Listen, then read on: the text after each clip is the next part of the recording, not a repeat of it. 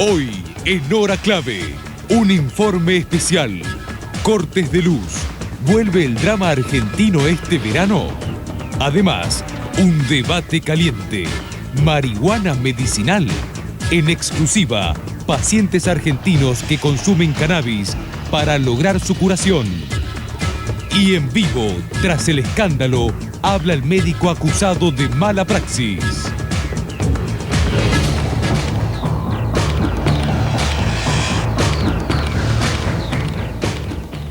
Buenas noches.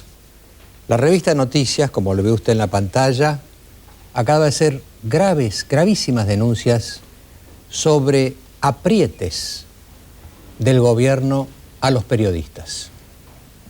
Diversas modalidades del apriete, discriminación con periodistas. A algunos se le dan las primicias, se le dan las notas, a otros no. A uno lo suben al avión presidencial, a otros no. Más grave quizá, publicidad discriminatoria. Avisos que van para un lado, pero que no van para otro. Llamados telefónicos, quejándose, presionando, impulsando diversos comentarios y censurando otros. Es muy grave porque está en juego la libertad de prensa. Yo debo confesar, sin embargo, que no me sorprendió demasiado este informe, porque en definitiva, Hora Clave tuvo la primicia. Fue el programa a quien primero se le produjo el apriete K. Ocurrió en Santa Cruz pocos días antes de que el presidente Kirchner asumiera su cargo.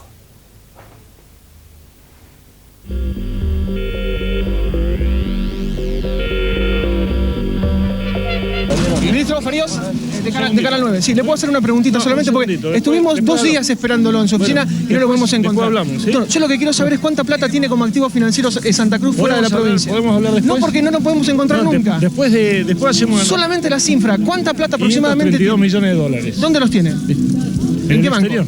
¿Pero en qué banco? Bueno. Pero tiene que ser una información pública, no es plata de ustedes. Es plata. Está bien, pero no es plata de los santacruceños, es dinero público. Bueno, ¿en qué banco está? ¿Cómo se compone ese activo financiero? ¿Son bonos? ¿Son acciones? Efectivos, ¿no? Todo efectivo. Sí.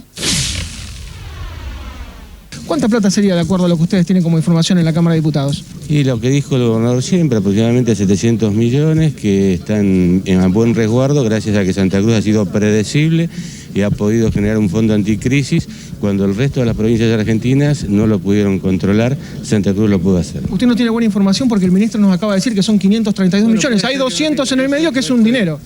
Son 200 millones de dólares. No tengo la información conmigo acá. ¿Pero usted no sabe cuánta plata tiene Santa Cruz fuera del país? Seguro que sí. Si venís a mi oficina... Fuimos a la oficina y no nos atendió.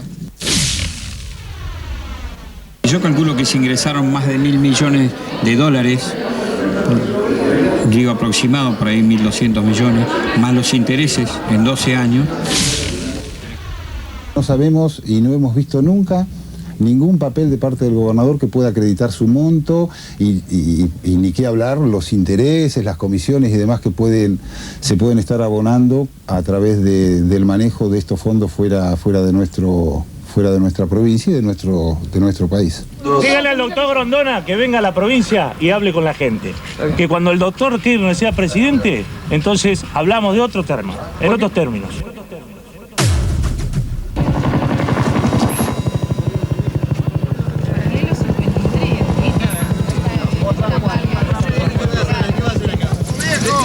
¿Le puedo hacer una pregunta? Estamos haciendo un informe con respecto al dinero de Santa Cruz. ¿Dónde está el dinero de Santa Cruz, gobernador? ¿En qué banco? ¿Cuánta plata es? ¿Le puedo preguntar? ¿Le puedo preguntar cuánta plata tiene Santa Cruz fuera del país? Gobernador, ¿cuánta plata tiene Santa Cruz fuera del país? Aproximadamente. ¿Y en qué banco? ¿Y a qué tasa? Deje tranquilo. Gobernador, ¿cuánta plata tiene Santa Cruz fuera del país, gobernador? Gobernador, mire. Mire un poco su gente. Pero mire su gente un poco. ¿Podemos hablar un segundo? ¿Podemos hablar un segundo, gobernador? ¿Podemos hablar? Le queremos preguntar por la plata de Santa Cruz, que está fuera del país. ¿Cuánta es? Gobernador, ¿cuánta plata es? ¿En qué banco está? ¿Qué tasa? Para que sepan los santacruceños y la gente. ¿Sabe que hay una plata? Ya lo sabemos. Hay una plata. Tranquilo, tranquilo. Gobernador, nos están pegando. Me acaban de pegar patadas y trompadas, ¿sí? Gobernador, tranquilo. Santa Cruz, tranquilo. Disfrutemos en paz.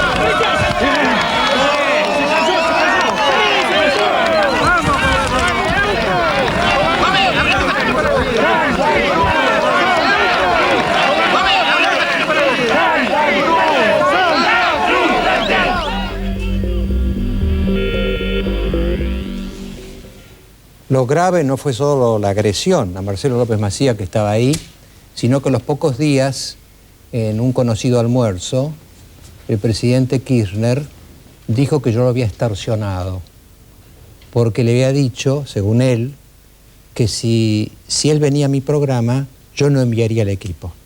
La verdad que fue al revés. Cuando mi equipo estaba en Santa Cruz, me llamaron gente muy próxima al presidente Kirchner, diciendo que si yo retiraba el equipo, iba a venir a mi programa. Así que no me sorprendió demasiado la nota de Noticias, porque fuimos los primeros. Fuimos como una piedra en el estanque. Los círculos se fueron abriendo y hoy ya Noticias dice, se ha generalizado el apriete a los periodistas. Le voy a decir que tampoco me sorprende, porque ya he vivido algo en la materia, y el apriete no es exclusivo de Kirchner. Ha habido sucesivos aprietes al periodismo independiente en la Argentina. Para recordar mi propia experiencia, Raúl Alfonsín en el 87 nos cerró Tiempo Nuevo a Bernardo Neustadt y a mí porque no le gustaba, era un canal estatal, el 13 era estatal, nos cerró el programa porque nos consideraba opositores. Menem, en los 90, mandó varias cartas violentísimas contra mí en La Nación y me proscribió, como me proscribe ahora Kirchner, prohibiendo a todos sus funcionarios que vinieran al programa por años. De manera que no es, diría yo, una característica exclusiva del presidente Kirchner. Lo que pasa es que nuestra democracia tiene todavía fuertes residuos autoritarios y nadie se escapa de ser tentable ante los residuos autoritarios. Ahora, ¿por qué pasará esto? ¿Por qué pasará esta especie de intolerancia de todos los gobiernos, uno tras otro, cuando tienen poder, al periodismo independiente? ¿Sabe por qué? Porque no consiguen digerir lo que es el periodismo independiente. Cuando uno los elogia, ya creen que son propia tropa. Entonces, cuando uno los critica, creen que está conspirando. Es decir, no consiguen entender que el periodismo no es como la política, que si no estás conmigo, estás contra mí. El periodismo es independiente de esa pelea. La mira, la analiza, y no se pone ni de un lado ni del otro. Y esto es lo que no consiguen procesar mentalmente nuestros políticos cuando tienen poder, porque ahí es cuando ellos tienen, los políticos tienen mucho poder, poco tiempo. El periodismo tiene poco poder, mucho tiempo. Y no encajan las dos visiones del país. Ahora, siendo grave esto que está pasando del apriete, no nos exime a los periodistas de seguir ofreciendo una visión independiente. Es nuestra vocación, nuestro deber moral. Y muchísimos periodistas lo siguen haciendo y lo van a seguir haciendo. Ahora, esto a condición de que entendamos bien los periodistas qué es independencia. ¿Sabe lo que es independencia periodística? Es caminar por un puente entre dos abismos. Un abismo es acercarse demasiado al gobierno, es convertirse en corte periodística. Y en cada periodo que les cuento, o en Alfonsín, o en Menem, o en Kirchner, ha habido siempre un circulito de periodistas que se arriman al poder hasta que, como las mariposas, se queman con la lámpara. Y hay otros, en cambio, que hacen de su independencia una especie de oposición, y pegan, porque en el fondo quieren que le vaya mal al gobierno. Esos son dos excesos que debe eludir con todo rigor el periodismo independiente. Yo diría entonces que la inmensa mayoría de los periodistas que somos independientes tenemos dos consignas. La primera consigna es que todos deseamos que a Kirchner le vaya bien. No por él. Ojalá Kirchner gobierne 8 años, porque si le va bien, nos va bien. Y a mí lo que me importa no es ni Kirchner, ni Menem, ni Alfonsín. Me importan un pito. Me importa el país. Que alguien por fin acierte y nos saque de los desastres que nos vienen del pasado inmediato. Ojalá le vaya bien, porque nos va a ir bien.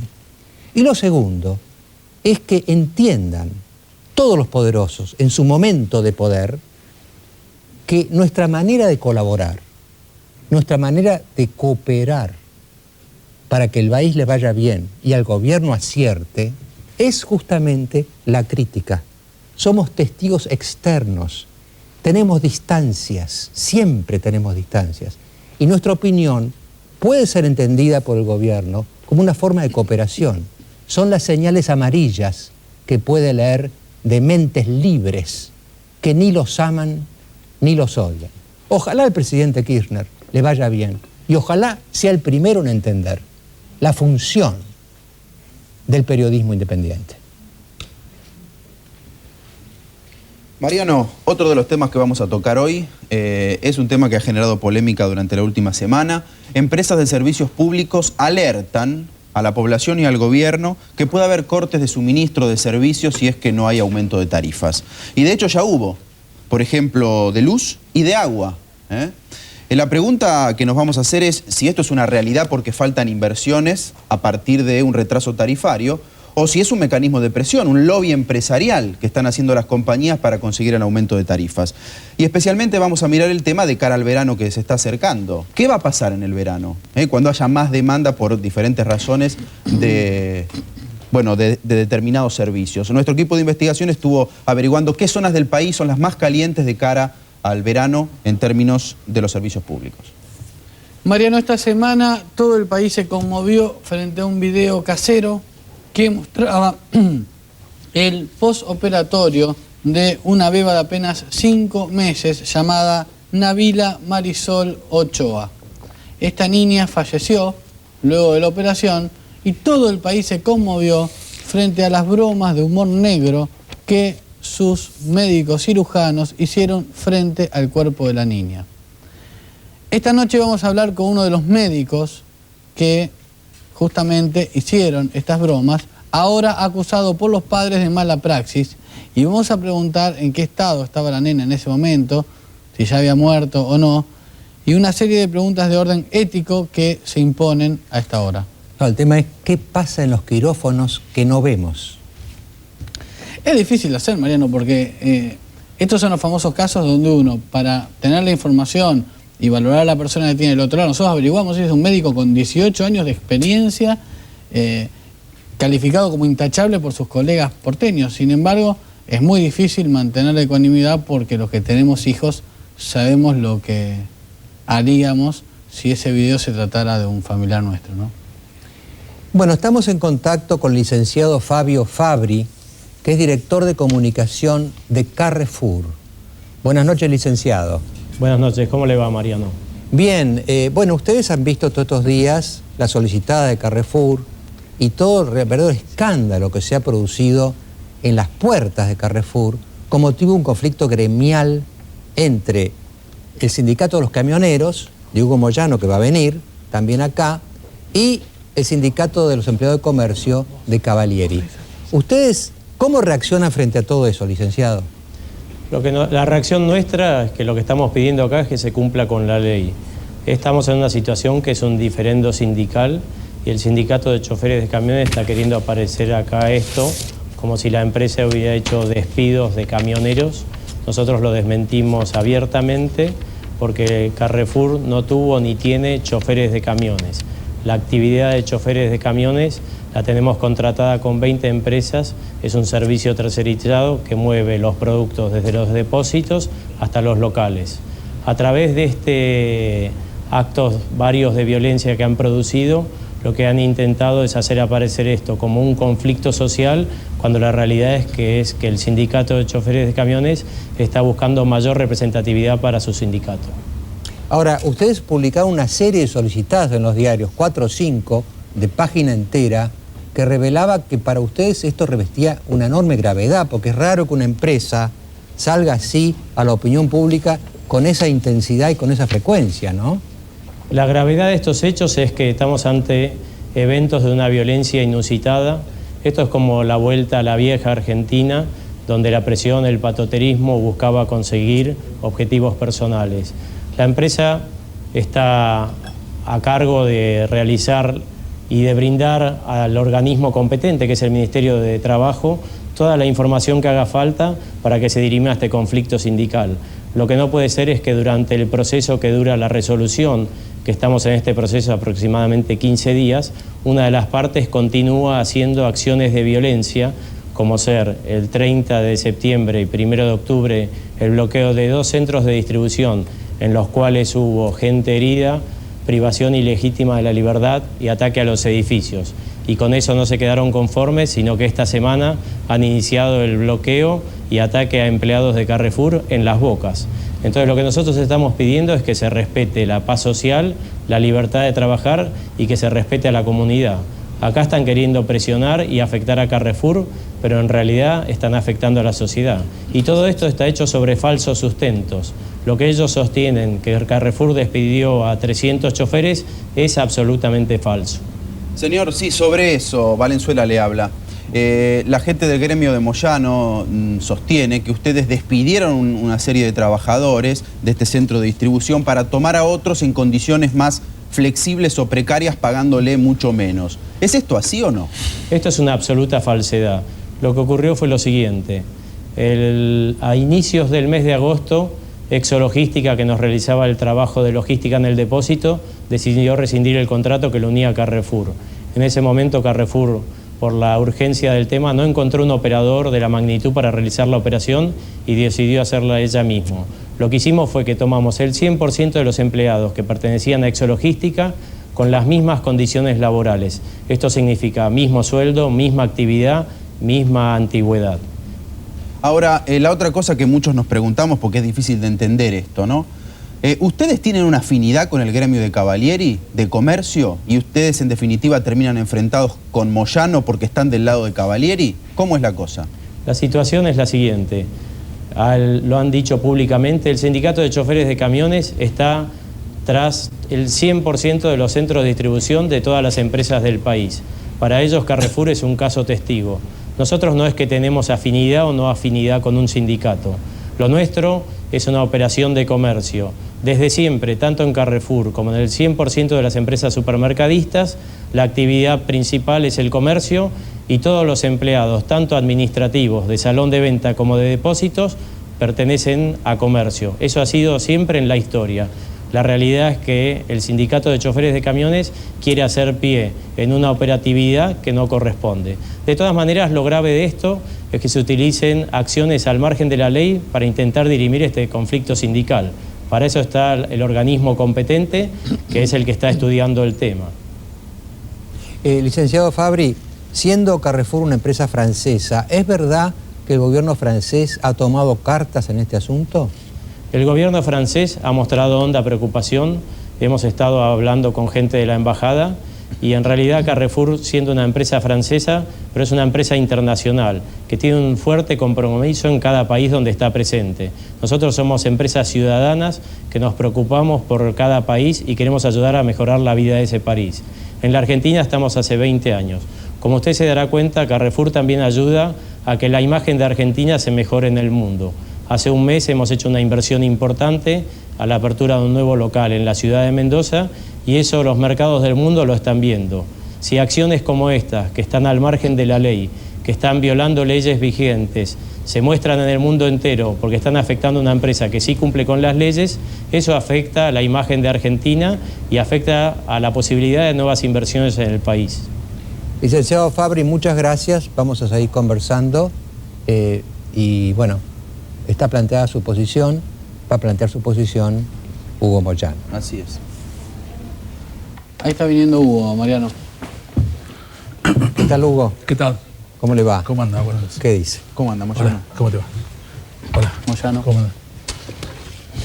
Hugo, hay dos objeciones que le hacen a usted en este conflicto.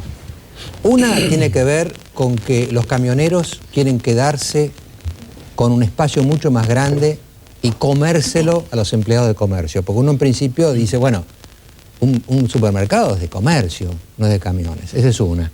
Y la otra es el método muy violento que han usado. ¿Y cuál método violento? Lo que pasa es que estos señores, como tienen muchísimo dinero, como han ganado muchísimo dinero en los últimos años, tienen dinero para gastar ahora. Con esas solicitadas millonarias que publican en los diarios, que lógicamente cuando alguien publica una solicitada de esa envergadura, de ese costo, después tiene lógicamente el periodismo que le hace, en el mismo diario le hace alguna nota a su favor. Esto es una realidad. Por eso que trata de confundir a la sociedad. Pero Hugo, también es una realidad. ¿Qué métodos violentos? Que ustedes fueron a Las Bocas y ocuparon. Sí. Bueno, eso... No, nosotros fuimos al centro de distribución, que es la estación de transferencia de cargas que son de choferes de camiones, que son del transporte de carga. Las transferencias de carga, que son los centros de distribución, son de transporte. Ahí no hay góndolas que van a comprar cosas. Ahí es todo transporte. Se descarga mercadería y se carga mercadería. Por lo tanto, todos los trabajadores que trabajan ahí son de transporte.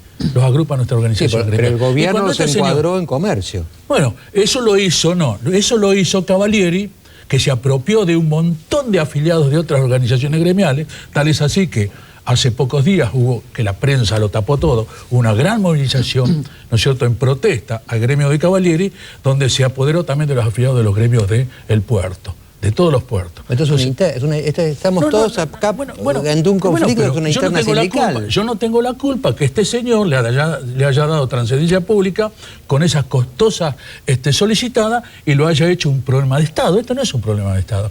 Este es un problema de que estos señores que ganaron muchísimo dinero, que explotaron a la gente. ¿Usted recuerda cuando estos mismos señores o otros, o parecido a esto, le ponían pañales a las cajeras para que no se levanten a ir al baño? Y estos señores hoy aparecen como los buenos de la película, cuando estuvieron 10, 12 años esquilmando al pueblo argentino, explotando a los trabajadores que como hoy no tienen las ganancias que tenían en ese momento, entonces quieren reducirle los salarios a los trabajadores para seguir teniendo ganancias. Y es mentira que no echaron gente. Ahí están los delegados. Ahí están los delegados de Carrefour, ¿no es cierto?, que eran de Carrefour y que son nuestros también. Entonces, ellos les pueden decir que echaron gente, le redujeron el salario, ¿no es cierto?, hicieron un desastre. Y más aún, en el centro de distribución de carga, que es de transporte, porque ahí no va, reitero, no va la gente a las góndolas a buscar mercadería. A ver, sobre eso, ahí se descarga y se carga mercadería. Para que quede claro, usted lo que dice es que la persona que está trabajando en un centro de distribución es similar a aquel que carga y descarga en un camión que hace un trabajo de transporte. Es transporte de mercadería. Pero no hay camiones en el centro de distribución. Hay gente que carga y descarga, pero no hay camiones. Tampoco hay camiones en una empresa donde el personal carga y descarga la mercadería. El camión va, descarga la mercadería, la clasifica, viene otro camión más chico, la vuelve a cargar y la el que descarga en una empresa cualquiera es del sindicato de camioneros. Por supuesto. Maestro, ¿hubo apriete o no hubo apriete? La verdad que de choferes de camiones, obreros y empleados del transporte automotor de carga. ¿Sabe qué pasa? Es que son, como bien marcó Mariano, dos temas distintos. Usted nos va a tener que explicar si hubo aprietes o si no hubo aprietes. Pero no sé a lo que le llamen apriete. Si el tomar una medida de fuerza es un apriete, bueno, será un apriete. Pero yo no lo voy a dejar de tomar. Si yo tengo que tomar una medida de fuerza, ¿no es cierto?, reclamando los derechos del trabajador, lo voy a hacer. Y si ellos los consideran que son aprietes, serán aprietes, no sé cómo. Pero ellos, claro, ellos confunden, como tienen tanto dinero para gastar, y han asumido la responsabilidad y la defensa del sindicato de comercio. Como Cavalieri no tiene autoridad moral para defender a los trabajadores, lo asumen estos señores. ¿Pero por qué usted dice eso, que no tiene autoridad moral? Es porque los entregó permanentemente. Pregúntele a los trabajadores ahí de comercio. O sea, no, disculpe, frente a la sociedad no le otorga autoridad moral a ningún sindicalista para hablar de otro. Como no le tampoco a muchos periodistas. Entonces, en esta sociedad estamos... Totalmente de acuerdo. Usted tendría que ser respetuoso de los que votan en comercio a Cavalieri. Autoridad moral para defender a los trabajadores. No tiene. Por eso asume la defensa Carrefour. Por eso asume la defensa Carrefour. Y por eso dice los disparates que dice Carrefour. ¿Usted siente que los trabajadores de Carrefour quieren pasarse a su gremio? Los del sector de carga. Los del sector que usted refiere, sí. No, le creo, cuénteme. Ahí están los delegados. Pero no, disculpe. Pero le estoy diciendo que sí, Entonces, ¿qué es lo que pasa? Carrefour, como tiene tanto dinero, ¿no es cierto?, está extorsionando al Ministerio de Trabajo, al gobierno Ahora, ¿por nacional. qué Carrefour prefiere a Cavalieri frente a Moyano? Pero es muy simple. Ganan el 40% menos de salario, no le respetan la dignidad a los trabajadores. Hay 114 trabajadores que están en otra sección, que es la sección de donde se distribuye la verdura. ¿No es cierto? Todo tipo de... 114 trabajadores. ¿Sabe cuánto ganan? Trabajan 15 horas por día. ¿Saben cuánto ganan? 400 pesos. ¿Cómo no van a querer? ¿Eso es ¿Cómo culpa no de Cavalieri? Y no, ¿de quién es culpa? ¿Y qué sueldo, No sé de quién es culpa. ¿y qué sueldo tendrían? Pregúntale a los delegados. ¿Cuánto más ganaría con usted? Discúlpeme, ¿le molesta hablar con nosotros? Le pregunto, No me molesta, pero me interesa lo que usted me cuenta, además. Usted lo que me está contando es que los empleados del sector hoy ganan por 15 horas de trabajo 400 pesos. ¿Y cuál sería entonces la situación en caso de que se pasaran a Más de su 1.000 gremio? pesos ganaría. ¿Más del doble? Sí. Ahora, Hugo, yo sé la conclusión que saco de este entredicho. Acá algún sindicato es imperialista. ¿Pero por qué? O, sí, imperialista en el sentido de expansivo y quiere ganar espacio a costa de otros. O es Cavalieri o es usted. Cavalieri en la época del menemismo se apropió de todos los afiliados de todos los gremios. Y si no, fíjese, le reitero, hubo una movilización de gremios del puerto. Se quiere quedar con todos los gremios de todo. Y lo hizo en el gobierno menemista. Aprovechando, ¿no es cierto?, aprovechando la flexibilidad laboral, que ella se la daba antes de que se aplique la ley de flexibilidad laboral, ella se la daba. Y bueno, y por eso lo defienden tanto los empresarios. Por eso los empresarios prefieren a gremio. Moyano, ¿usted tiene un plan o no que consiste en golpear fuerte de entrada en el caso Carrefour para después ir por más y quedarse con todos los trabajadores de todos los centros de distribución? No solamente del supermercadismo, sino también, como se dice, del reparto de diarios, por ejemplo. Eso, pero fíjense, eso lo sacó en las porque carga y descarga son muchísimos. Todos tendrían que estar en el gremio de ustedes. Todo lo que sea transporte corresponde a nuestro gremio. Todo lo que sea transporte corresponde. Pero estos ya no son los camioneros ustedes. Pero son los transportistas. entonces, ¿cómo es la definición? Pero usted, mire, esto es lo mismo, mire, dos cosas. Esto es lo mismo que Ernequian compró Canal 2. Es lo mismo que Ernequian quiere afiliar a los empleados de Canal 2, a los periodistas, a todos los empleados, a los gremios de la aviación.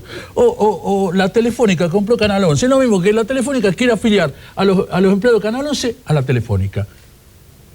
Este es un disparate. Es lo mismo que mañana haga una inversión Carrefour en un campo y quiera los trabajadores del campo ponerlo. ¿Tiene ese plan usted para quedarse con más trabajadores de otros? No, yo voy a reclamar todos los trabajadores que pertenezcan al transporte. Y si hay duda, y si hay evidentemente no hay una seguridad, es porque tengo razón. Porque si no el Ministerio de Trabajo me diría, usted está loco, usted no puede reclamar esto. El Ministerio de Trabajo le está dando la razón a Comercio acá. ¿Quién dijo eso? Y lo están encuadrando, los encuadraron en Comercio. No, eso es la apropiación que hizo Cavalieri en el momento del menemismo. Pero ahora se están despertando todas las organizaciones gremiales reclamando su... ¿Usted cree que el Ministerio de Trabajo va a estar con usted o con Cavalieri? ¿Quién? El Ministerio de Trabajo, ¿con quién va a estar? Y bueno, algo salió el otro día en un diario muy importante. Usted estuvo con Tomada, además. ¿Cómo no voy a estar con Tomada? ¿Y usted piensa que la decisión va a ser para el lado de ustedes? Pero por supuesto, si tiene todos los elementos. Moyano, disculpe, usted, no está la última de mi parte. Vamos a la última. ¿Usted habló con el presidente Kirchner, al menos telefónicamente, de este tema? Sí, lo hablé. ¿Y qué le expresó? Porque no quería que le cuenten mal la película. ¿Y qué le expresó Kirchner? Nada, él dijo que bueno, mire... ¿Apoyo o no? ¿Apoyó o no apoyó? No, él lo que dijo que sí iba a favorecer al trabajador. Y con eso me quedo tranquilo. Si se va a favorecer el trabajador, van a ser de... Si usted se quedó tranquilo, lo apoyo. No, ¿sabe por qué? Porque el trabajador va a ganar un 40% más. Tu última pregunta, Diego. ¿Es una pelea entre el sindicalismo menemista y el kirchnerista? ¿O algo así? Es una pelea de que cada uno defiende sus intereses. Nosotros defendemos los intereses de los trabajadores que representamos. Si esto significa una pelea, yo soy peronista. Como usted siempre acusó a la CGT oficial de haber sido menemista en su momento. Totalmente, no lo acusé yo, es una realidad. Y es posible que lo que pasa es que se está dando algo de justicia en el ámbito gremial. Y todo eso que se apropiaron de afiliados que no le correspondía, lo van a tener que ceder a la organización que le corresponda. Mi última pregunta, Hugo, es la siguiente. Usted varias veces dijo que la empresa Carrefour, que es una empresa extranjera, es una empresa francesa, ganó muchísimo dinero, entendiendo como que ganó demasiado dinero en la época menemista. ¿Usted cree que empresas como Carrefour deberían seguir en el país o no? Me parece que sí, pero que cumplan con las leyes. Lo que pasa es que además de ganar dinero, hicieron lo que quisieron. Y ahora no es así. Lo único que tienen que hacer es cumplir con la ley. ¿Por qué no? ¿Por qué eso se pone en la defensa de comercio? ¿Por qué se pone en la defensa de comercio? ¿Qué tiene que decir ellos que yo me quiero apropiar de todo? ¿Qué le interesa a ellos? ¿Quiénes son ellos para venir? Esas son las solicitadas que debería sacar comercio, pero como comercio no tiene autoridad, no las saca Carrefour. Marcelo, ¿qué viene después de los auspicios? Vamos a ver, Mariano, lo que va a ocurrir en materia energética. A raíz del apagón del jueves pasado, estuvimos recabando información en las empresas concesionarias de servicio de Capital Federal, de Gran Buenos Aires y también del interior. Resumiendo, en el interior va a haber menos problemas. Son empresas públicas, tienen un colchón hecho de 30, 40, 50% más en las tarifas que en Capital Federal. Nos referimos a Córdoba, Santa Fe, Chaco, Misiones, Corrientes y Chubut, por ejemplo. Pero en Capital Federal y Gran Buenos Aires, y sobre todo en la costa atlántica, las tarifas son mucho más bajas, pero va a haber inconvenientes. Vamos a auspicios, cerramos este tema y pasamos al tema que dice Marcelo. Las siguientes empresas acompañan a Mariano Grondona en Hora Clave. Marcelo, ¿qué viene ahora entonces?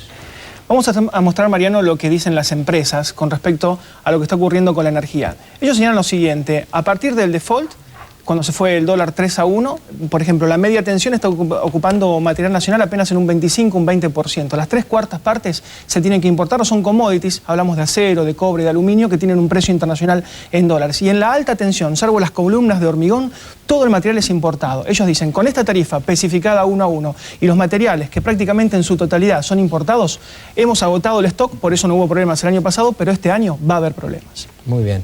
Ya está Rodolfo Terraño acá. Buenas noches. ¿Qué tal, Mariano? ¿Qué tal, senador? ¿Cómo le va? Está Rodolfo Terraño para hablar de este tema justamente, pero estoy viendo, me están haciendo un cartel acá, que la gente de Carrefour, el licenciado Fabio Fabri, me ha pedido derecho de réplica, cosa que siempre hacemos en Hora Clave. Licenciado, lo escucho. Sí, yo quería aclarar algunos temas, Mariano. A mí me parece que de la charla que se escuchó recién, lo que queda claro, como dijimos desde un principio, es que esto es un diferendo sindical. La empresa es rehén de esta situación. Nosotros estamos esperando que se aplique la justicia y que sea la justicia la que determine. También entendí que el señor Moyano dice, bueno, si bloqueamos, atacamos, eso lo vamos a seguir haciendo en defensa de los trabajadores. La realidad es que acá hay que someterse a la ley y que tiene que ser la ley la que defina. Cuando él sostiene que nosotros defendemos a Cavalieri, nosotros no estamos en defensa de nadie. Acá Carrefour está en la Argentina desde 1982, anterior a la década del 90, y desde siempre el 100% de los empleados de Carrefour y de todo el supermercadismo pertenecieron a comercio. Hay algo que se llama principio de principalidad, que significa que en casos como este lo que define es la actividad principal de la empresa. Fabri, perdóneme, una pregunta concreta sobre lo que usted recién decía. Si como usted dijo es un diferendo sindical, ¿por qué Carrefour se ha embanderado tanto con una de las partes criticando a la otra? Nosotros no nos hemos embanderado con una de las partes. Nosotros simplemente comentamos lo que es la realidad de la situación y en realidad estamos defendiéndonos del ataque violento y al margen de la ley que realiza esta gente. Cuando ellos dicen que defienden a los trabajadores, yo me pregunto por qué atacan a los trabajadores que ellos dicen defender. Y la realidad es que esto sigue siendo un diferendo sindical y que la empresa es rehén. Entonces nosotros lo único que hemos hecho es defendernos. El que instaló el tema en los medios, el que lo nacionalizó, fue el sindicato de choferes de camiones. Ellos iniciaron los bloqueos ilegales, iniciaron hablando con la radio y atacando a la empresa sobre falsas acusaciones e hicieron los scratches en los locales. La última pregunta sería esta, porque yo le decía a Hugo Moyano cuando estaba aquí, el argumento más fuerte que yo le escuché a Moyano es que encuadrados en comercio ganarían 400 pesos, encuadrados en camioneros ganarían 1000. Yo no le puedo responder a esa pregunta, yo lo que le puedo responder es lo que es la historia. Si eso fuera verdad, entonces todo el mundo quisiera estar en el sindicato de choferes de camiones. Acá lo que hay que hacer es respetar la ley, hay que someterse a un proceso, hay que someterse a la ley que es la que defina. Y el señor Moyano y su sindicato lo que deberían hacer es respetar la ley. Hace 2 horas estuve en charla en una radio donde estaba hablando el hijo de Moyano, y ellos hablaban de tregua. Tregua significa parar una guerra. esto para ellos es una guerra, para nosotros es un proceso legal. Entonces lo que hay que hacer es respetar la ley y esperar que la autoridad componente defina la situación. Y igual le digo, él hizo un comentario sobre el tema de la nación. El comentario de la nación basa sobre dos hipótesis. Una, que se daría toda la representatividad a camioneros. Esa situación, como lo pusimos en la solicitada de hoy, no tiene sustento legal por este principio de principalidad que le comenté. La otra hipótesis que se barajaba era de dar algo compartido, la mitad a camioneros y la mitad a comercio. Al igual que la primera carece de sustento y la ley no se puede aplicar a medias. Si la ley se aplica, si no, no se aplica. Licenciado Fabri, muchas gracias por esta intervención. Gracias a ustedes. Bueno, entramos ahora ya con el Senado Terráneo al lado. Tenemos luz, Le aviso que acá hay luz por lo menos. No es poco. No. El tema, yo creo que el tema de la gente lo que realmente le importa es si le van a cortar la luz o no. Después también le importa quién tiene la culpa si le pasa eso, ¿no es cierto? Es un poco, digamos, para ponerse, me parece que todos nosotros lo que nos preocupa es que en el verano no vengan los cortes de luz. Usted tuvo su experiencia como ministro de Obras y Servicios Públicos, ¿no es cierto? Claro. ¿Cómo lo ve este conflicto? Bueno, ustedes van a tener expertos que podrán hablar sobre el tema concreto, sobre los cortes posibles. Lo que yo veo es que se está manejando muy mal la cuestión tarifas, pero muy mal. En este momento la Argentina tiene demandas ante el Tribunal Arbitral del Banco Mundial por 20.000 millones de dólares de empresas privatizadas. Los laudos del Tribunal Arbitral son inapelables. Y la defensa, yo creo que está muy mal planteada, porque lo que debió haber hecho la Argentina y lo que propusimos en su momento es identificar todas las inversiones que no se hicieron en cada una de las privatizadas, todas las metas que no se cumplieron, todos los estándares de calidad que no se alcanzaron, y entonces tomar la iniciativa. Y en el caso del Tribunal Arbitral, contrademandar. En cambio, la Argentina lo que ha planteado es que no puede aumentar tarifas porque hay una emergencia. Ese es un argumento... Una defensa muy débil. Muy débil desde el punto de vista contractual, pero además muy débil porque la Argentina no congeló precios. No congeló los precios de los productos de primera necesidad. La leche, el pan, todo, aumentó. Bueno, la nafta, por todo. ejemplo. Entonces, el argumento es muy débil y tenía, y tiene, creo yo, un argumento muy fuerte. Pero ahí viene el segundo punto que yo creo que es negativo, que es el acuerdo con el Fondo Monetario Internacional. Porque en el acuerdo con el Fondo Monetario Internacional, aunque se dijo que no, está la negociación de tarifas. Y es un capítulo muy interesante, es el capítulo C, que se llama Asegurar servicios públicos viables. Por supuesto, esto ya está indicando... Viable, claro, está diciendo algo. Y dice que la renegociación con las empresas de servicios públicos tendrá en cuenta los siguientes criterios. Hay criterios que van a llevar a una morigeración del aumento, que son competitividad y distribución del ingreso, porque para ser competitivos y para ser más justos en la distribución del ingreso necesitamos tarifas más bajas. Pero después dice que se tendrá en cuenta la calidad del servicio, la inversión necesaria, el acceso a los servicios, es decir, la extensión de las redes, la seguridad de los sistemas y la rentabilidad de las empresas. Y no se incluyó, como yo creo que debió haberse incluido entre esto, la performance. Es decir, el grado de cumplimiento que las empresas han tenido hasta ahora Terraño, en la ejecución de sus programas. Terraño, una pregunta que nos hacemos mucho frente a estos cortes que hubo, luz, gas. ¿Es una realidad que deviene de la falta de inversiones y se va a acrecentar de cara al verano? ¿O es un método de presión? ¿Hay lobby empresarial? ¿Qué piensa usted? Mire, yo creo que todo esto entra en el terreno de la conjetura porque no he visto que se haya hecho ninguna investigación independiente en cada uno de los casos. Puede haber accidentes, los puede haber, como hemos visto, en Nueva York, en Londres o en Italia, pero también puede haber presión. Y la presión la pueden hacer unos u otros. En otra época se decía que el sindicato de Luz y Fuerza bajaba la palanca. Bueno, también la palanca puede ser bajada por las empresas. Pero es muy grave, porque si fuera que hay presión, por supuesto, es sabotaje, es un delito. Si fuera, sería gravísimo, no hay ninguna duda. Pero quiero decir, no ha habido ninguna investigación independiente de esto y todos nos manejamos con conjeturas, que es muy malo. Mariano, vamos, sí. No, discúlpame, para avisar a la gente, después de este informe que usted va a presentar, viene un debate a fondo, donde nos vamos a enterar qué teorías hay sobre los posibles motivos de estos cortes y también sobre qué ocurre con la situación financiera de las empresas, si es verdad que necesitan el aumento de tarifas para dar mejor servicio. Pero eso muy bien, vamos a ver un informe que hemos preparado sobre los cortes de luz. La semana pasada, las empresas eléctricas rompieron un silencio de varios meses y advirtieron que el futuro verano sería muy complicado debido a que el sistema de transporte y distribución de energía estaba operando al límite de su capacidad. Según estos concesionarios, la llegada del intenso calor y la incipiente recuperación económica, que demanda cada vez más kilowatts, iban a poner a prueba la resistencia de las actuales instalaciones. El jueves último se materializó el inquietante vaticinio. En horas del mediodía, con una temperatura cercana a los 30 grados, el consumo de fluido sufrió un pico en la demanda y se produjo una descarga a tierra en cables de alta tensión de la empresa Edesur, que transportan 220.000 voltios, dando lugar a un apagón que afectó a casi 500.000 de usuarios.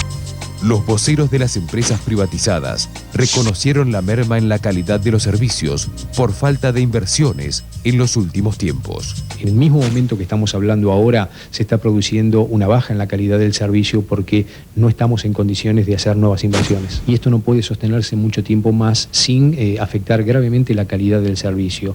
Sin embargo, culparon por ello al congelamiento de tarifas dispuesto por el gobierno.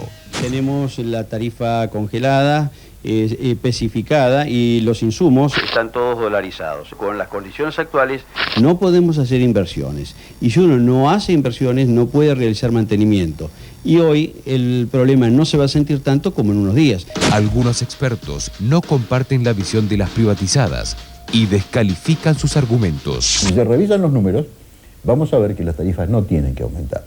No es cierto lo que están diciendo de que tienen que se ha de invertir, porque en realidad las tarifas están calculadas tanto en luz como en gas con modelos teóricos donde están no solamente los costos variables, sino o erogables en cierto caso, sino además está la depreciación teórica de sus equipos.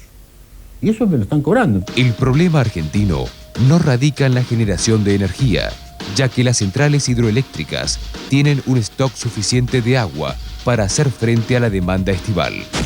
El talón de Aquiles del sistema radica en la falta de inversión en el tendido de cables y transformadores, donde la desinversión puede producir más de un colapso de aquí en más. Si han hecho operaciones financieras con excedentes o pues trajeron préstamos del exterior y después los agarró la devaluación, pero cuando ganaban en pesos y después giraban en dólares hacia afuera con operaciones financieras cuyos beneficios no lo usaban para bajar sus costos, para disminuir las tarifas, ahora que les fue mal, no puede ser que nos carguen las pérdidas financieras que tienen de esos préstamos que tomaron para hacer operaciones financieras a la tarifa operativa.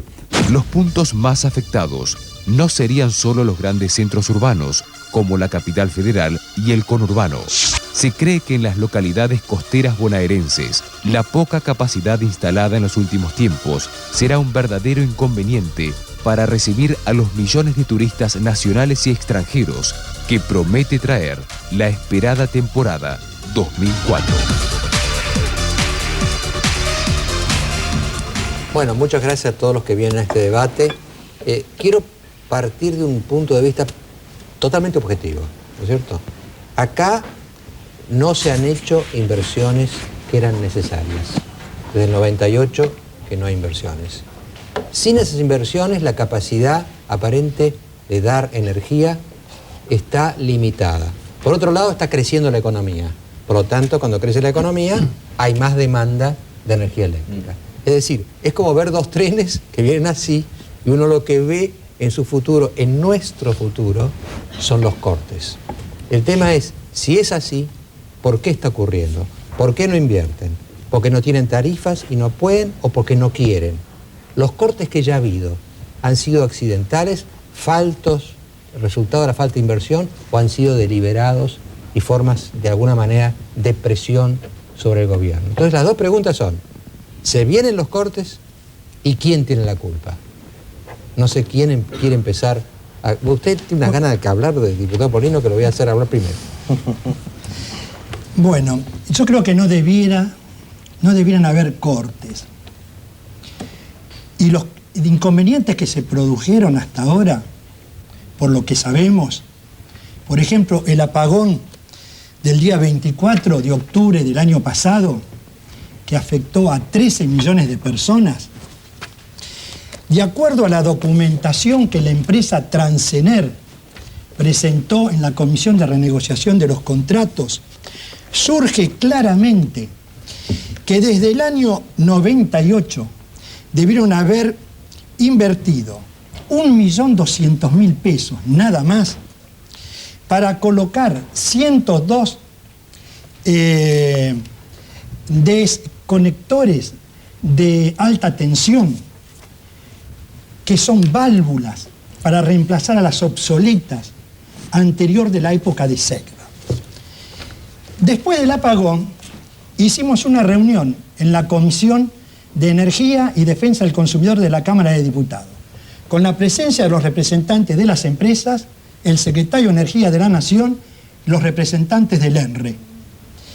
Y entonces, cuando yo le pregunto cuántos desconectores descargadores habían comprado, de esos 102, dijeron solamente 27. Cada descargador vale 11.900 pesos. Y cuando yo le pregunto al representante de la empresa, García Pereira, la falla donde se había producido, dice, el descargador que falló es el autovalvular, que obviamente pertenece a los obsoletos. Los nuevos están en servicio y sería lamentable que fallara alguno de ellos porque eso implicaría un error en el diseño de los fabricantes. Es decir, que una falla que dejó sin luz a más de 12 millones de personas se produjo porque no habían cambiado los descargadores que valían cada uno 11.900 pesos. Ahora, y diputado, el total para era... usted, ¿esto es una negligencia o es a propósito? No, esta es una negligencia de la empresa, que desde el año 98 debía haber comprado, y esto lo dice la empresa en la documentación que ha presentado, que debieron haber comprado 102 descargadores y compraron solamente 27. Disculpa, diputado. Y en el año 98 era cuando tenían ganancias importantes, no habíamos entrado en la crisis después de la salida de la convertibilidad. Disculpe, porque tenemos en la mesa a un ex secretario de Energía, Daniel Montamat. Sí. ¿Usted opina igual que el diputado? ¿Crees que es por eso que nos quedamos sin luz y que podemos tener un verano fatal en esa materia? Mire, podemos tener un verano complicado por una serie de circunstancias. A lo mejor interviene algo el fenómeno inversión. Pero ¿por qué siempre hablamos de la electricidad acercándonos al verano? Porque como observó el doctor, en verano se dan picos de demanda, ¿eh? Cuando se encienden los aire acondicionados, ahí pica la demanda eléctrica. Por otro lado, este verano se da una complicación especial, que ahí el informe no aclaró tanto. Los ríos, Paraná y Uruguay, tienen menos caudal que el año pasado, un 20% menos. Entonces va a haber menos generación hidroeléctrica de las centrales hidroeléctricas, y esa generación tiene que ser compensada por generación térmica. El parque térmico tiene que estar en condiciones. Una tercera situación también fue observada acá. Hoy ya la demanda eléctrica es casi la misma del estado pre-crisis, ¿eh? Gracias a la reactivación económica. Y cuando se reactiva la economía... Yo lo escucho hablar y me dan ganas de ir comprando abanicos para venderlos dentro de un mes. Porque... No. Y le voy a decir, y la cuarta razón por la cual estamos hablando es que en el sistema anterior de reglas de juego ya había complicaciones en ciertos sectores, especialmente para hacer inversiones. Sector transporte. Las señales ahí de mercado no eran del todo claras. Por eso lanzamos un plan federal de transporte que combinaba señal de mercado con aporte público. Pero volvamos a este escalón. Bueno, el escalón es que en esas señales, reglas de juego, que no estaban del todo claras y que había que hacer algo, lo que sucedió con la mega devaluación es que nos quedamos sin reglas de juego. Esto es cierto, porque la ley de emergencia pública establece de que hay que renegociar los contratos para fijar una nueva base de costos y en esa nueva base de costos un nuevo sistema tarifario. Se nombró una comisión de renegociación de esos contratos. Tenía un plazo, creo, de 6 meses, doctor. 120 días que fue prorrogado varias veces. Que fue prorrogado varias veces. Estamos llegando casi a los 2 años.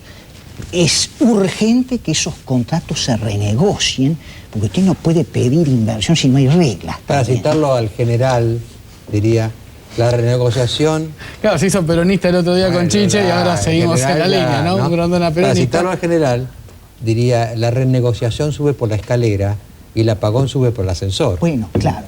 La confluencia de todas estas cosas hacen de que tengamos un verano complicado. El invierno va a ser más complicado porque en invierno hay otro pico de demanda eléctrica. Todas estas alertas en el tema energético siempre parecen agoreras. ¿Saben por qué? Porque cuando usted avisa y se toma la decisión de inversión en infraestructura eléctrica, la ejecución de esa inversión toma por lo menos 3 años. Quiere decir que si ahora empezaron las inversiones... Si ahora en este programa arreglamos una recomposición tarifaria, lo que estamos hablando para diciembre, todo va a pasar igual. Ahora, para Además, doctor Grondona, ustedes lo saben muy bien, que el año pasado, con motivo de la entrada en invierno, se aumentaron las tarifas de gas y de energía eléctrica, que tienen que bajar cuando entramos en el periodo estival. Y no fueron bajadas, con lo cual se produjo un aumento indirecto o encubierto en las tarifas que ya veníamos pagando. Yo le quería preguntar a Esper justamente sobre esto, ¿no? ¿En qué medida está justificada la explicación o el argumento de las empresas de falta de reajuste tarifario, falta de inversiones y falta de mantenimiento?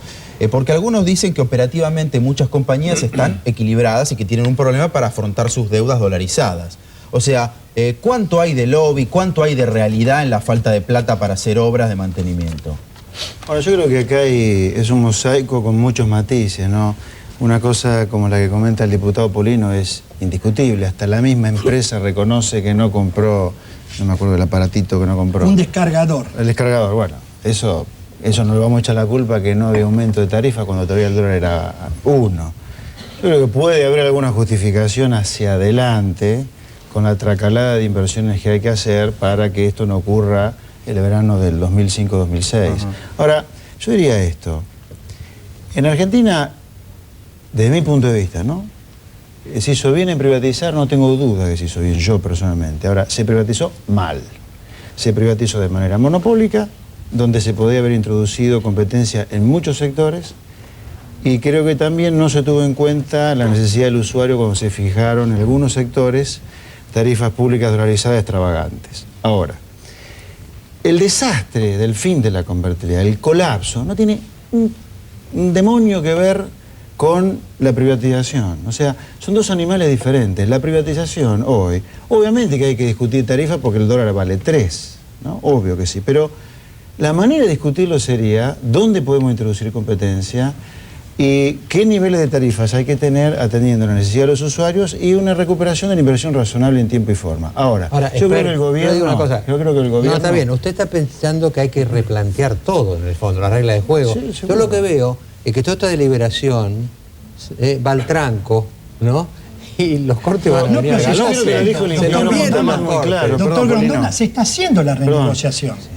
Montamar lo dijo clarito. El problema este verano parecería ser que ya está. Y yo creo en la buena fe de... No, de este verano y del próximo invierno ya nos dieron perspectiva, muchachos, malla y pullover. Yo creo que el gobierno, a diferencia de mirar esto de manera séptica, cerebral, lo está poniendo con demasiado corazón. O sea, acá creo que estamos diciendo, todos los que ganaron plata en la última década, por definición, son malos. Y lo vamos a reventar todo lo que podamos. Las privatizadas entran de esa ley.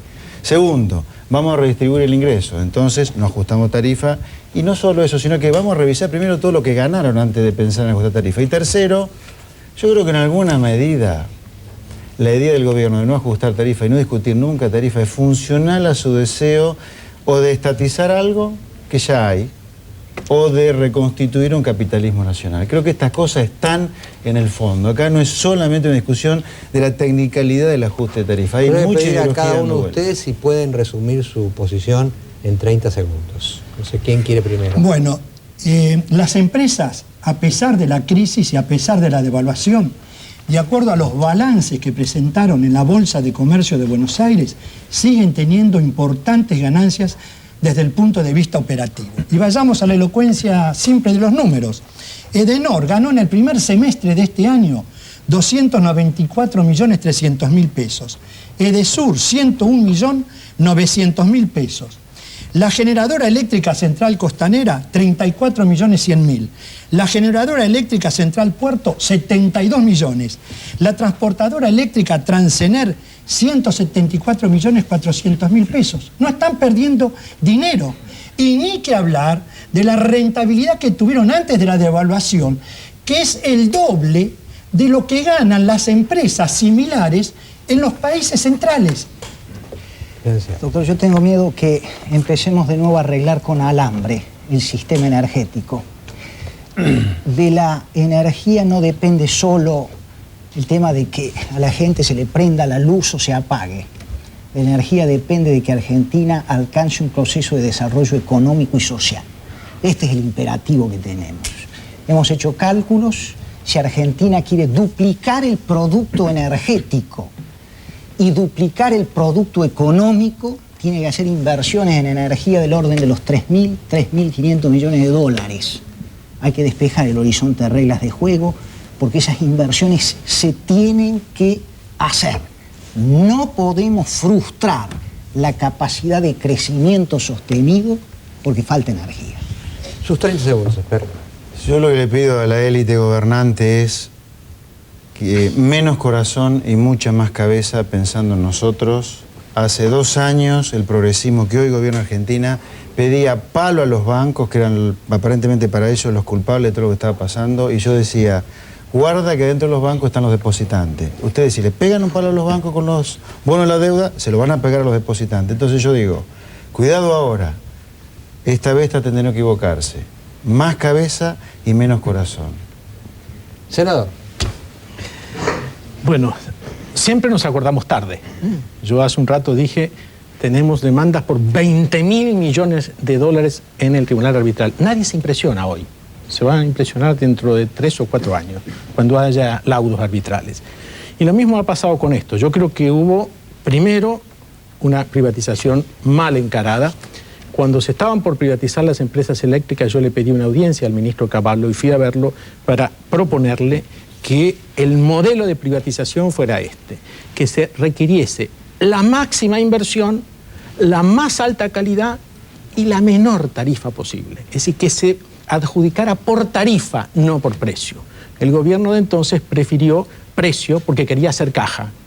Con la plata de las privatizaciones y la plata de la deuda pagó la fiesta y después la fiesta ya sabemos en lo que terminó. También el 1 a 1, la ficción del 1 a 1 ha influido muchísimo en toda esta crisis. Entonces ahora solución inmediata no hay, pero no agravemos las cosas. Tal como se está renegociando hoy tarifas, vamos mal. Yo pensaba, ¿no? Cuando ustedes hablaban, hay una famosa frase de Montaigne, ese gran pensador francés, que dice, el que teme sufrir, ya está sufriendo. Yo ya estoy sufriendo para el verano. Mariano, después del corte, nos avisan que ya tenemos la conexión con el médico que escandalizó al país. El médico que protagoniza ese video en el cual se habla despectivamente y usando humor negro de una bebé que había sido operada quirúrgicamente en esa sala. Después del corte, entonces agradezco muchísimo esta conversación y después del corte vamos a hablar con el médico que escandalizó al país.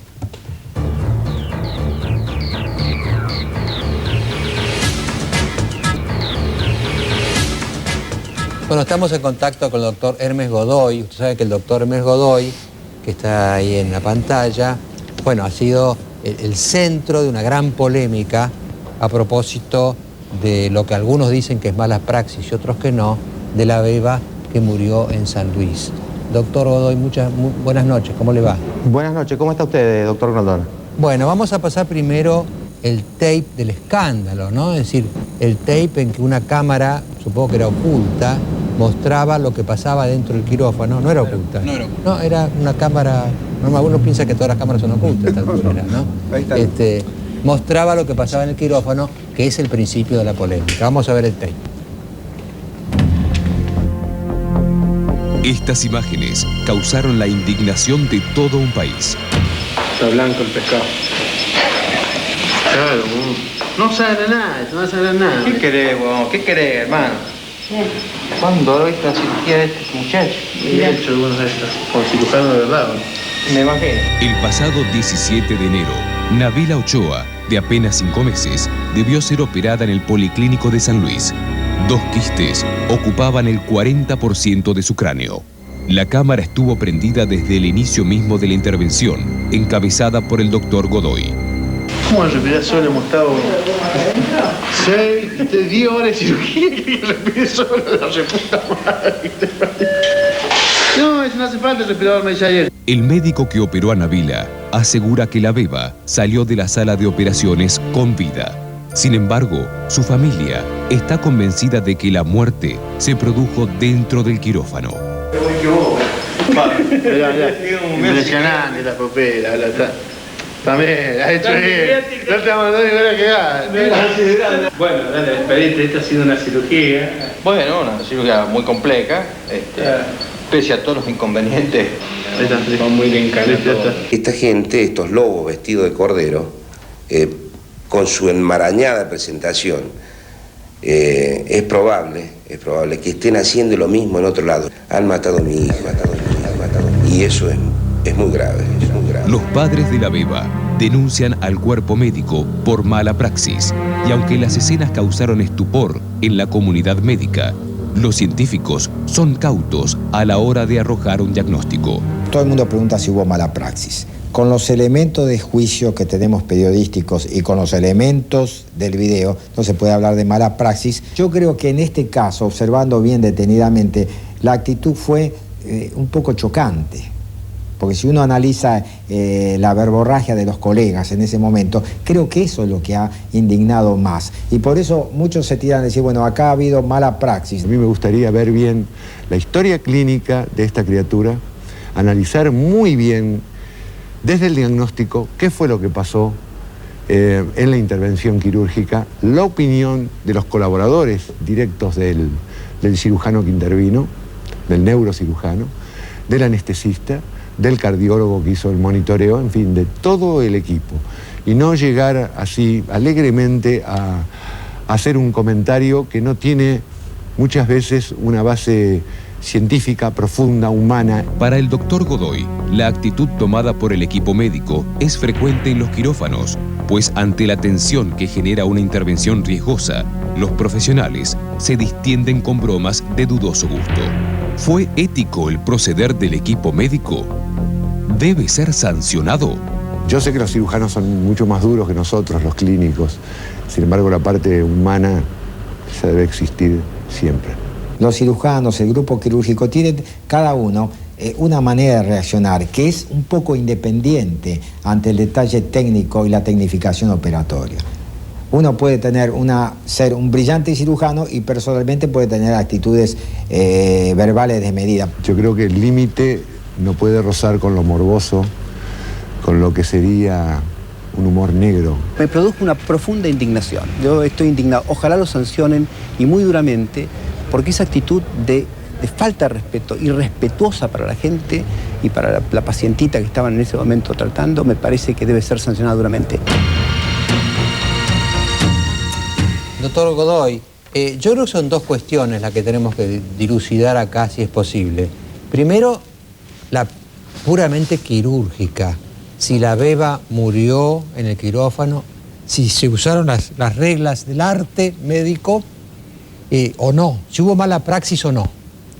Y la segunda es la actitud, las risas, las burlas, las actitudes que acompañaron la operación.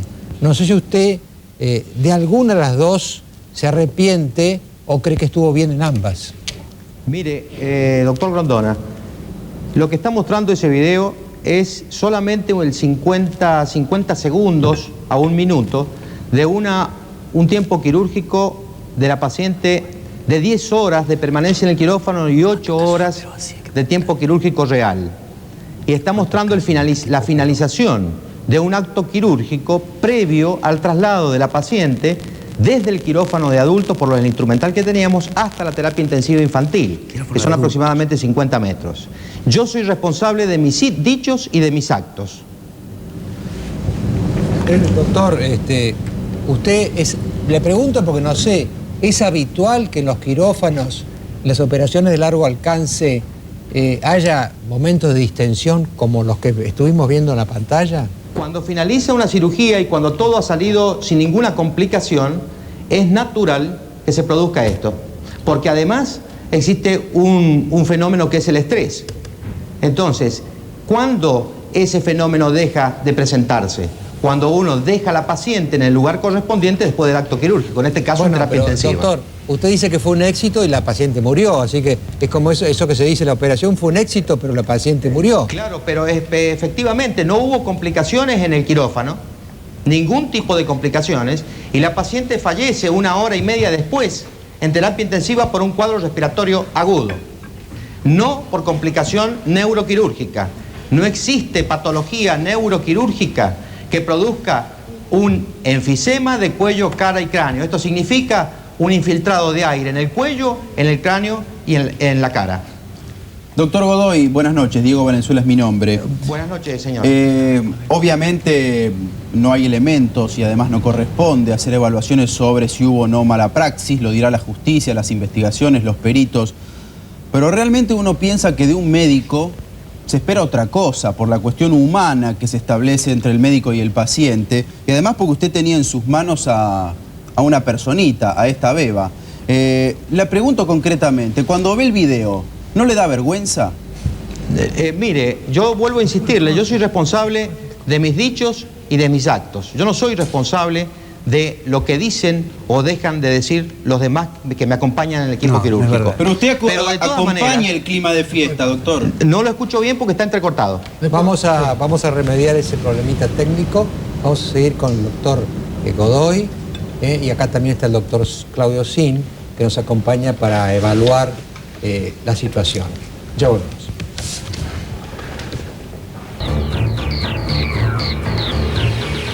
Estamos con el doctor Ernest Godoy, estamos discutiendo por supuesto el caso de la bebita de San Luis, y acá está el doctor Claudio Sin. Usted, doctor Sin, hacía algunas observaciones que quizá se las quiera hacer al propio doctor Godoy. Cómo no. Me gustaría saber, doctor Godoy, cuántos casos parecidos a los de la Vila operó en su carrera, por supuesto, profesional. No tengo ¿Me escucha, doctor? Número, pero yo soy ex médico residente del Hospital Ricardo Gutiérrez, la sala 18 del Servicio de Neurocirugía Infantil. No, pero dígame cuántos casos operó parecidos, doctor. Parecido a este habré operado, no le quiero decir un número, pero aproximadamente 12, 13 casos. ¿Y todos en quirófanos para adultos, en quirófanos de neurocirugía de adultos, No, doctor? en quirófanos acondicionados de acuerdo a lo que necesitaba el paciente. Porque usted acaba de decir hace Claro. un segundo, sí, acaba de decir que lo operó en un quirófano de adultos. Claro, a raíz de que en el Policlínico Regional de la ciudad de San Luis tenemos el microscopio, que es bastante grande, y debido a que en el quirófano del materno es muy corta la distancia entre el piso y el techo, ese microscopio no puede entrar, y todas las neurocirugías están regladas como para operar con microscopio, este tipo de patologías inclusive. Doctor, por dígame... eso es que la trasladamos, acondicionamos previamente el quirófano y la trasladamos a quirófano de Doctor, adultos. una última pregunta de mi parte. Sí. ¿El papá del chiquita Nabila le pidió a usted la derivación a Mendoza? Pidió la derivación a Mendoza. ¿Y por qué no lo hicieron? No se hizo la derivación porque yo estoy calificado para operar este tipo de cirugías. Pero a lo mejor en Mendoza había una persona que tenía 25 casos hechos y no 12, o 35, 45, 50... En el mundo existen inclusive muchos más, o sea, ¿Seguro? ninguno de nosotros cada uno de los neurocirujanos conoce cuáles son sus limitaciones neuroquirúrgicas. Bueno, eso depende, Yo las doctor. conozco Eso perfectamente depende. a mis limitaciones. Eso y este depende. tipo de patologías le he abordado, doctor. Usted discúlpeme. podría averiguar, existen casos Doctor. que son de poca frecuencia. Doctor, discúlpeme, Godoy. Nabila Marisol Ochoa murió poquitas horas después de salir del quirófano, pero murió. Y el tema, lo que estamos tratando de poner aquí sobre la mesa, es por qué murió. Yo no sé si usted fue negligente, imprudente o es un imperito en su materia. Lo que estoy tratando de ver es cuántos casos operó, si estaba en condiciones de hacerlo, si el lugar físico donde se operó fue el adecuado o no. ¿Por qué no aceptó usted la posibilidad de que un padre, que obviamente con conocimiento de causa, le pide la derivación y usted no lo hace? Digamos, quiero saber esos detalles simplemente. Lo demás seguramente será la justicia, tal cual dijo. Digo porque yo estoy en condiciones de hacer este tipo de cirugías. ¿Y por qué se le murió la bebita, doctor? Es que a mí no se me muere la bebita, doctor. Yo le vuelvo a repetir, Doctor, porque a lo mejor usted no déjeme escuchó contar una cosita. Doctor Godoy, ¿me permite contar una cosa? Vea, la descripción que yo tengo es la siguiente. Cuando Nabila Marisol Ochoa salió del quirófano, salió sin suero, no estaba intubada y sin casco protector. La llevaron de esa manera, desde el quirófano a la sala de terapia intensiva, cubierta con una manta. El papá quiso acercarse para ver cómo estaba y el camillero le dijo que no podía ni siquiera acercarse. Entró a la sala de terapia intensiva y poco tiempo después, usted, la jefa de terapia intensiva y 2 camilleros le anunciaron que había muerto. ¿Es así, doctor, o no? Mire, estoy hablando con el doctor Sin. Sí, señor. Me parece mentira, doctor, que usted diga que un paciente sale del quirófano con un casco. Yo no sé en qué lugar usted ha trabajado y ver un paciente con un casco doctor, me parece sumamente extraño. Pero de todas maneras le voy a contestar lo siguiente. No se enoje, el doctor. paciente sale de quirófano en la medida porque está arreglado la forma de transporte de un paciente. Sí, doctor. Pero desde salió el como yo, quirófano a la terapia intensiva. Doctor la paciente Godoy, sale Godoy, cubierta. ¿Salió como yo le dije o no? No salió como usted dice. Ah, salió con suero, etcétera. Claro, y sale tapada para que no pierda temperatura. Sale con el suero, con los anestesiólogos y con el ambú o el aparato mecánico para respirarla durante el traslado. Está bien, doctor. Yo querría preguntarle al doctor Sin y de algún modo también a Godoy, si esto es normal, esto que vimos en el video, si siempre los médicos actúan de ese modo en la interna de una operación. Y por otra parte, ¿quién es el responsable de un equipo? En este caso, ¿era Godoy el responsable de ese clima? Claro, pero obviamente, ¿quién va a ser el responsable? Es el jefe del equipo quirúrgico. Esto no cabe ninguna duda, de todo lo que ocurre en el quirófano. Desde la gasa que se cae al suelo hasta estas risotadas o los comentarios desafortunados cerca de la pupila, etcétera, de Nabila, de todo lo que ocurre allí es responsable el jefe del equipo quirúrgico. De esto no cabe ninguna duda. Doctor Godoy, discúlpeme, quería hacerle un par de preguntas. La primera es la siguiente. ¿Es habitual, según usted, este tipo de clima en las cirugías, por lo menos de las que usted participa? Mire, es habitual en todas partes, pero sobre todo cuando todo ha salido bien y no hay complicaciones.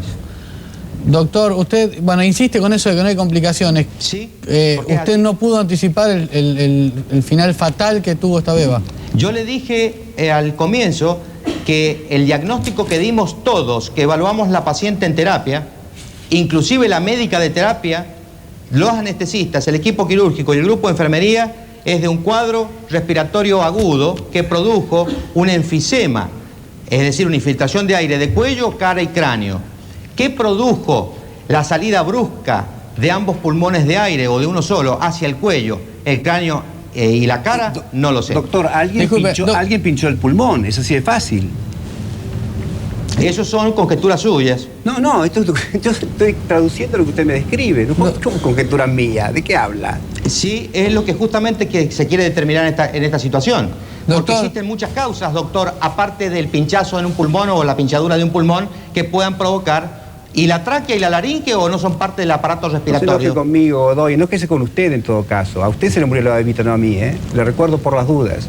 Yo solo estoy intentando poner un poco de luz. Yo lo que veo, yo lo que veo como lego en la materia, yo puedo aceptar, es lo que preguntaba Diego, yo puedo aceptar que si un equipo médico me salvó la vida, después se maten de risa, no importa, me salvaron la vida, ¿no es cierto? Ahora, usted dice, después de una operación exitosa de horas, se produce, es lógico, es humano, después de 8 horas se relaja, bueno, fenómeno. Pero el resultado, usted dice que después de una operación exitosa, pero es muy difícil decir fue exitosa, porque usted dice que no sabe qué pasó en el trayecto y la beba se murió. Entonces es lógico que es difícil pensar que esa fue una operación exitosa. Te lo digo como lego, yo no veo que pueda ser exitosa una operación. Hola. Sí, le escucho. Mire, la paciente fue dejada en la terapia intensiva a las 18 horas aproximadamente, con los parámetros de vida que se constatan en la terapia por parte del equipo de la terapia.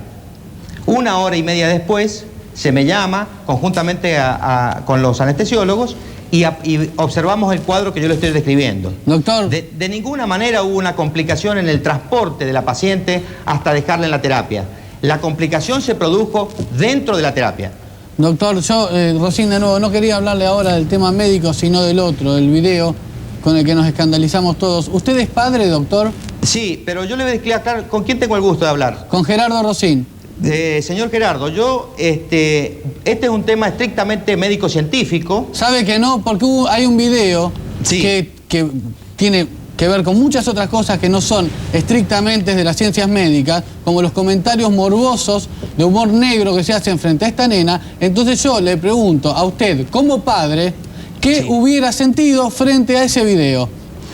Con una cirugía exitosa, vuelvo a repetirle, esta fue una cirugía exitosa y fue trasladada del quirófano de acuerdo al protocolo de traslado a la terapia intensiva, y fallece la paciente en terapia intensiva por un cuadro respiratorio. Yo le entendí lo del tema médico, doctor. Le entendí y aparte no estoy capacitado para discutírselo. Lo que le estoy preguntando es otra cosa frente al video. Usted, como padre, ¿cómo hubiera reaccionado?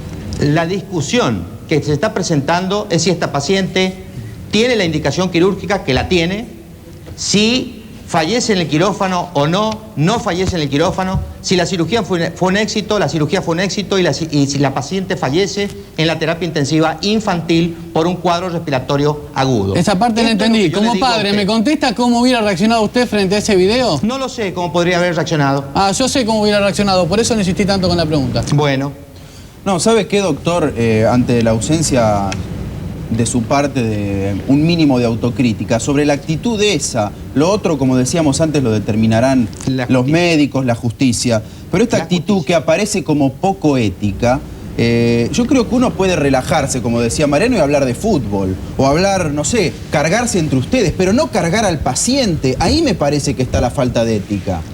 Mire, señor, todo lo que se mostró y después inclusive de lo que se está diciendo maliciosamente, de mirar o hacerle la risa con respecto a los ojos de la criatura, eso está determinado y reglado en un protocolo que termina, el protocolo anestésico, una vez que termina la cirugía, de hacer la evaluación del paciente posquirúrgica Pero hablamos de la forma, doctor, de la forma, no de la... Evidentemente lo que usted está diciendo es correcto, esta es la forma de evaluar la vitalidad de un paciente, pero estamos hablando de la forma en que lo hacen, de las risotadas, del pescado, de todas esas tonterías que dicen, doctor. Y usted no podrá... Usted es una persona inteligente, Godoy. No venga a contarme a mí que en los quirófanos después de 8 horas de operación termina haciendo todas estas estupideces. No me lo cuente a mí, No me lo cuente a mí. ¿Cuántas horas de quirófano tiene usted, doctor? Pero tengo 57 años y 36 de médico, doctor. ¿Sabe la cantidad de quirófanos que vi? Soy clínico. ¿Sabe la cantidad de quirófanos en los que estuve viendo operaciones de trasplante de riñón que duraban 14 horas? Y nadie se comportó de ese modo. Es que no fue durante, le vuelvo a repetir... ¿Sabe cuántos quirófanos estuve en Estados Unidos en la clínica Mayo? Perdóneme, y en el escuché. Doctor, no me cuente a mí que es un quirófano, hágame el favor. Bueno. Reconozca que se comportaron de manera inadecuada y ahí terminó la historia. No venga a decirme que todo el mundo hace esto, porque no es verdad, no es cierto que todo el mundo haga esto. Yo digo que no es verdad. Para evaluar una cirugía de estas características, de alta complejidad... Sí, hay que ser Christian Barnard, murió lamentablemente, doctor. El total de la cirugía, doctor. Claro, para poder evaluar es el total. Tiene razón, Godoy, tiene razón. Ojalá pueda dormir de aquí en adelante todas las noches. Ojalá pueda hacerlo. Duermo tranquilo. Me parece con mi deber. Tiene un buen psicoanalista, entonces. Cumplí con mi deber. Hágame el favor. Doctor Godoy, muchas gracias por haberse prestado a esta conversación tan áspera. Quizás pedir disculpas por la actuación que salió en el video hubiera sido lo esperable, pero comprendo también que usted se siente acosado, se siente acorralado, y bueno, usted cree en sí mismo y espero que esto le sirva para mejorar sus técnicas y progresar en la vida, ¿no es cierto? En la vida y no solamente en la profesión. Muchas gracias, doctor Godoy. No, de nada. Gracias, doctor Sin. Yo lo que quiero decir es una cosa nada más. Te pido disculpas, Mariano, discúlpeme, pero está bien. Yo los que hemos mirado esto, no sabemos qué pasa en los quirófanos, ¿no? Si usted es paciente, lo duermen, no sabe lo que pasó, cuando vuelve está en una cama del sanatorio, del hospital, de lo que sea, de la clínica. Es decir, es un gran misterio para todos nosotros. Usted ha tenido, evidentemente, por su profesión, mucha experiencia, pero yo no sé qué pasa en el quirófano. Entonces, después de esto, yo digo, si mañana me operan, a mí me duermen y no sé qué pasa. Si mañana operan a un hijo mío o alguien, cuando lo llevan para adentro, entra un agujero negro y yo no sé qué pasa. Me voy a permitir, doctor Sim, decir lo que yo he hecho cuando he tenido 3 o 4 operaciones en la familia. ¿Sabe lo que hice? No. Pedí que mi clínico estuviera adentro. Me parece estupendo. Porque los videos son después. Si se hizo la macana, pero si el clínico mío está adentro... Me parece un muy interesante, me parece perfecto. Yo quiero aclarar una sola cosa. No estamos seguros, los médicos, hoy, 19 de octubre del año 2003, que la gente no registre las cosas que se dicen y se escuchan en un quirófano. Claro. De esto no lo sabemos. Así como no sabemos qué pasa con un paciente en coma profundo, qué cosas registra y cuáles no, qué experiencias guarda y cuáles no. De tal manera que el respeto por el paciente, en virtud de la ignorancia de los médicos acerca de cuánto registran de las cosas que se dicen, debería ser primordial. Claro, un respeto aunque no escuche, pero con mayor razón si no sé si por ahí escucha. No lo sabemos, no sabemos si registra estas cosas. Muchas gracias, doctor Sim. Después del corte, los pacientes que necesitan marihuana para su propio bienestar y quizá para su propia supervivencia.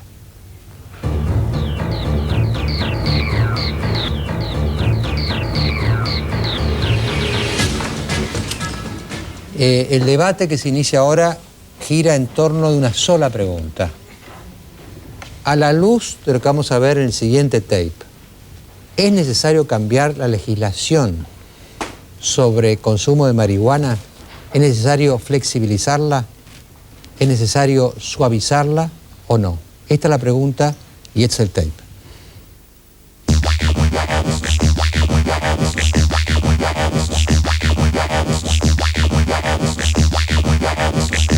Yo me curo con marihuana.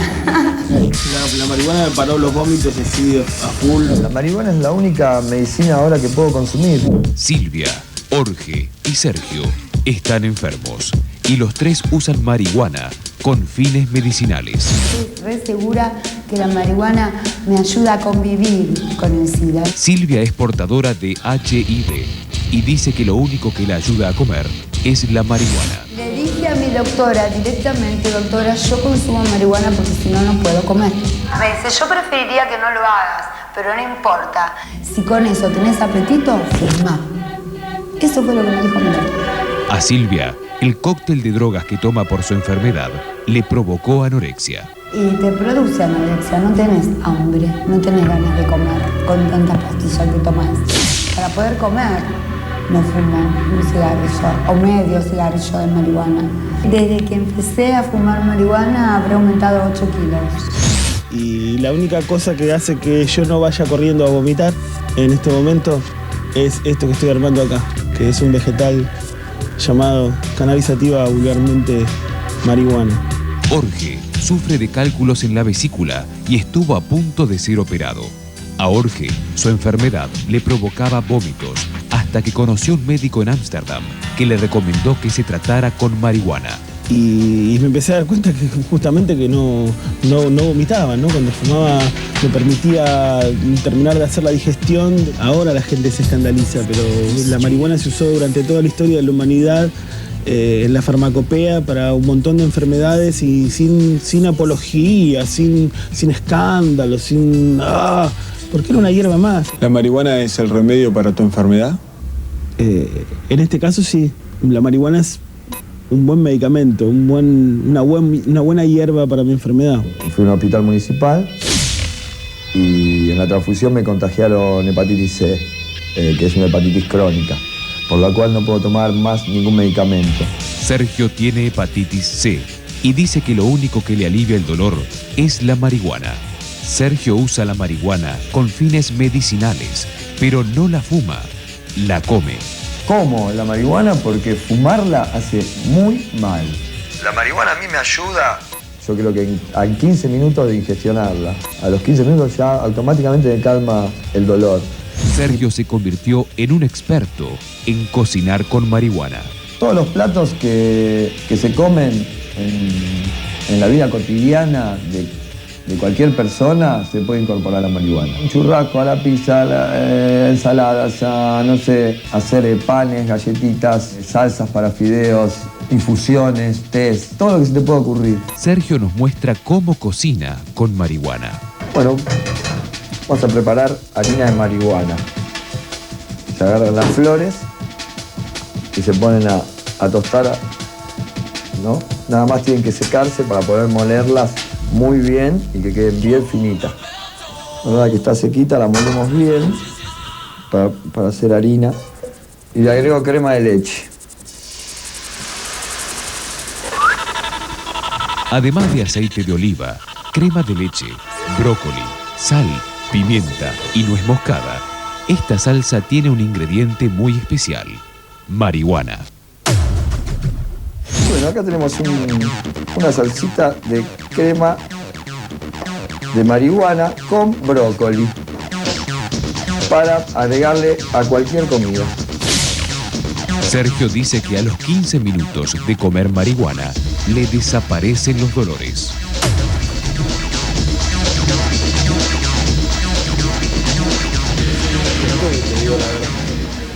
Bueno, esto de comer marihuana para mí es nuevo, reconozco que... Mariano, usted ya me conoce, sabe que me dio hambre el tape. La asociaba con otra cosa, pero acá tenemos una serie de personas. Bueno, está Jorge que apareció en el tape. Y yo le querría preguntar a usted, señora, señorita. En el caso de Inés Fernández, es su nombre, ¿no es cierto? Me pusieron mal. ¿Usted qué experiencia tiene con la marihuana? Muy simple. Yo tuve un accidente, una lesión medular, con dolores muy fuertes que intenté sacármelos de muchas maneras. Yendo al hospital Tornú, a la clínica del dolor, yendo a Cuba, yendo acá, yendo allá, me operé de nuevo. Sin embargo, a mí lo que me relaja y me saca el dolor es fumar marihuana. No la como, o sea, esto es nuevo para mí, pero fumar marihuana en pocas cantidades, no muchas, me relaja realmente los dolores. Yo soy una persona que estoy terminando una carrera universitaria, necesito estudiar muchas veces, no me afecta para el estudio y simplemente eso. Ahora, eso es una pregunta que quizás sea un poco insolente, ¿no?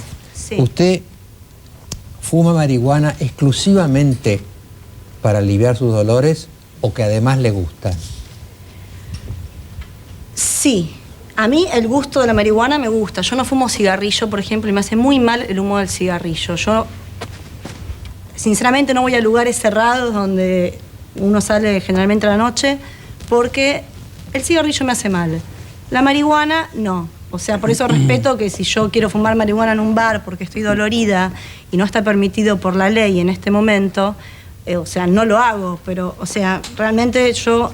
creo que hay una cuestión muy hipócrita en este momento con este tema, porque hay situaciones en que yo realmente prendería un cigarrillo de marihuana y lo fumaría. No lo hago porque tal vez le molesta el humo al de al lado, como a mí me molesta el humo al cigarrillo del de al lado.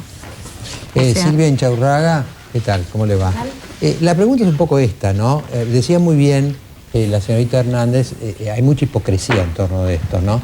Yo me pregunto si también no hay mucha hipocresía de presentar casos medicinales, como estamos presentando acá, y en el fondo lo que se quiere es abrir la puerta a la marihuana de los sanos y de los enfermos. Bueno, lo que usted plantea es algo que con frecuencia se plantea en nuestra sociedad, que creo que indudablemente hay todo un temor a que si se cambian las políticas legislativas, en este caso legalizando los usos médicos de la marihuana, en Argentina tenemos hoy ya un proyecto de ley que se ha presentado recientemente en Cámara de Diputados para legalizar el uso médico de la marihuana en casos de pacientes con SIDA y con cáncer. Pero bueno, el temor es que estas modificaciones legales ablanden las políticas legislativas en la materia. Yo creo que es muy peligroso esta creencia que tiene que ver fundamentalmente con la demonización de las sustancias y con la fuerte influencia de la guerra contra las drogas, que ha venido a obstaculizar y eclipsar la investigación científica, en este caso sobre los usos terapéuticos de la marihuana. Digamos, existe evidencia científica sobre los usos terapéuticos de la marihuana básicamente en los pacientes con SIDA y con cáncer, como antiemético y como antianorexígeno, o sea, como estimulante del apetito, y también hay estudios serios que se han desarrollado y se siguen desarrollando en relación a su utilidad como analgésico y como antiespástico en los casos de la esclerosis múltiple. Entonces fundamentalmente, el tema es por qué un tema de salud... Usted propone que se permita, digamos, el uso médico de la marihuana o que se permita el uso de la marihuana. Bien, yo creo que acá hay dos temas. Hay un tema que tiene que ver con la legalización del uso médico de una sustancia que comprueba su utilidad científica. Este debería ser exclusivamente un tema del campo de la salud, donde debiéramos permitir que la investigación científica... Es un tema médico, no debieran ser los jueces los que deciden sobre esto. Y esto es una propuesta que nosotros desde la Asociación de Reducción de Daños de la Argentina venimos haciendo desde hace tiempo, impulsando un trabajo académico y también un debate político-legislativo sobre esta cuestión. Legalización del uso médico de cualquier sustancia que demuestre su utilidad terapéutica, para no estar determinados por las políticas en este caso. Otro tema es la despenalización del consumo o la despenalización de la tenencia, sea de marihuana, sea de cualquier otra sustancia. Este es otro debate que también la Asociación de Reducción de Daños de la Argentina viene impulsando en el país, porque nosotros creemos que la ley actualmente está generando muchos problemas y está distanciando a las personas que consumen drogas del sistema de salud. Y esto está generando también más problemas que respuestas. Vamos a un brevísimo corte y continuamos con el debate.